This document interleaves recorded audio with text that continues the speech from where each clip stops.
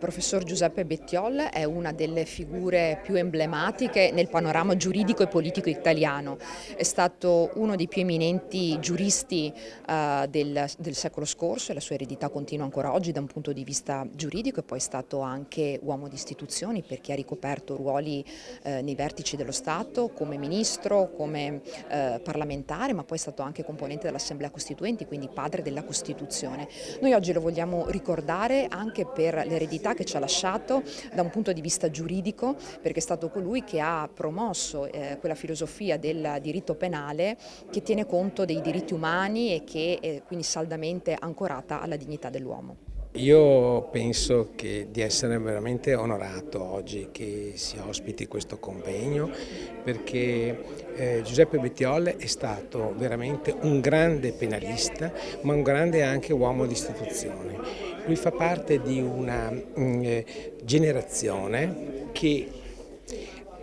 non solo ha combattuto, diciamo, anche il fascismo, ma è una generazione di professori che hanno costruito poi l'Italia del dopoguerra.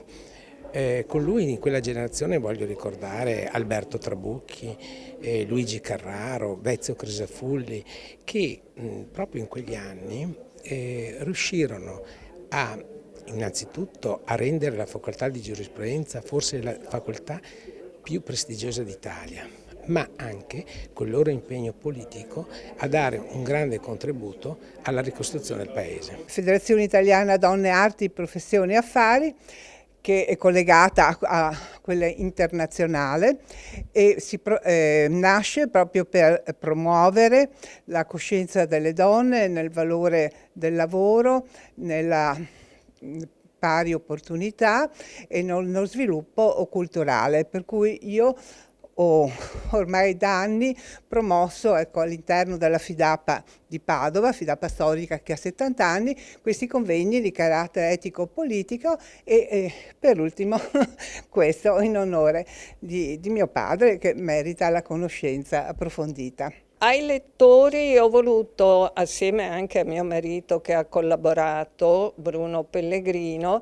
volevo far conoscere l'aspetto anche della vita e dell'attività politica di mio padre, perché a livello penalistico era molto conosciuto, infinite sono state le sue conferenze, i suoi libri sono stati tradotti, però poco si sapeva sulla sua vita personale, sul suo impegno politico, che poi si rifletteva e si riflette nelle opere giuridiche. Ci sono aspetti, per esempio, dopo ne parlerò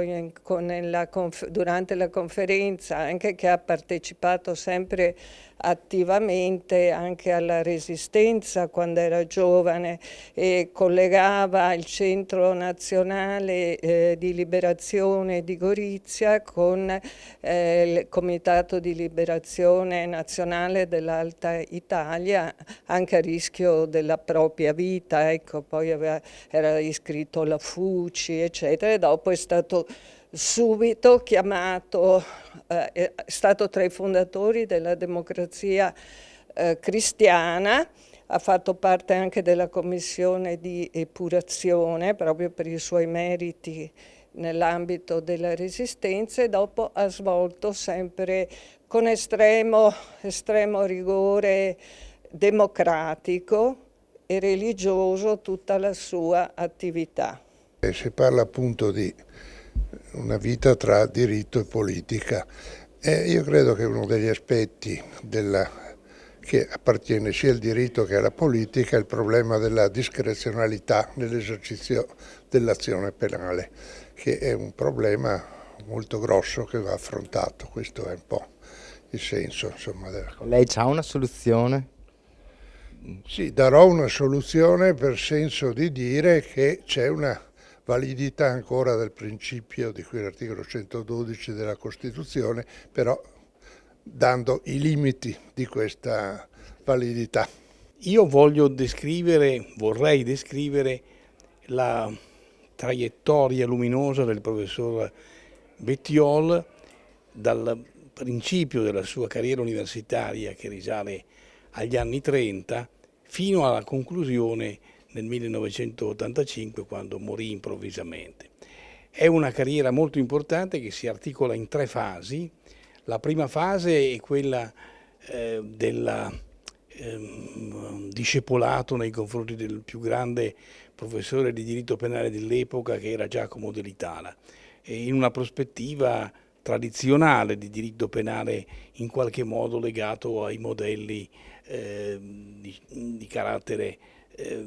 tedesco che Dell'Itala aveva importato in Italia. La seconda fase è quella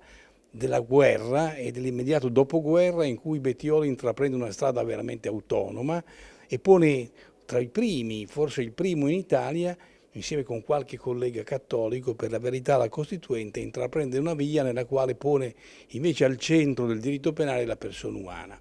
La terza fase è immediatamente successiva all'esperienza della Costituente, ma inizia sostanzialmente con la fine degli anni 50. L'attività politica di Bettioli era molto intensa in quel periodo di tempo, ma egli si rende conto che la sua aspettativa, la sua speranza della creazione di un diritto penale di carattere umanitario sarebbe sfociata in un fallimento, o meglio, sarebbe stata sopraffatta da tendenze diverse di carattere utilitaristico e materialistico. Non per questo egli abbandona questa sua idea, questa sua idea forza, e svilupperà negli anni 70-85, nell'ultimo quindicennio di vita, una serie di opere molto importanti che riporteranno al centro di nuovo del diritto penale la libertà umana e l'atteggiamento interiore della persona, visti in chiave mitigatrice della responsabilità penale.